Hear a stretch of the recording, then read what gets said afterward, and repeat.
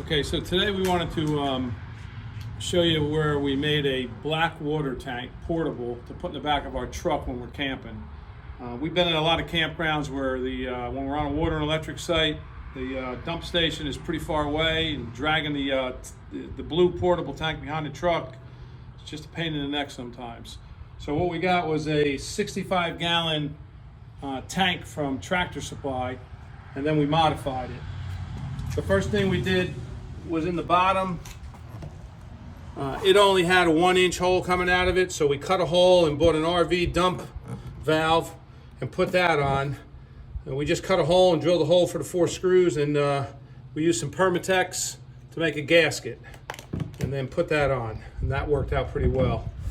And then on the top, modified the lid just with some pipe fittings, 1-inch pipe fittings, and a quick connect right here. This is where the waste will go into the tank. We bought a maceration pump.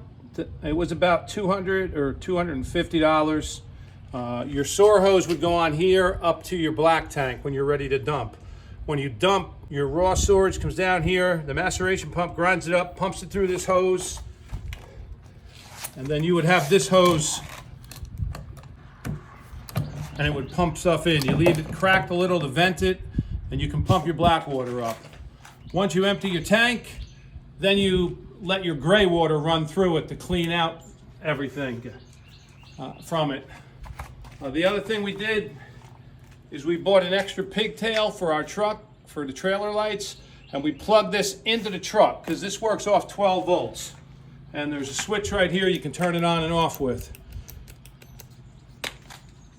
This is to hook a garden hose up and run clean water through if you don't have enough clean water coming out of your gray tank to flush the hose out. You want to make sure you clean the hose all the way out because obviously there might be a little residual in there and you don't want to make a mess.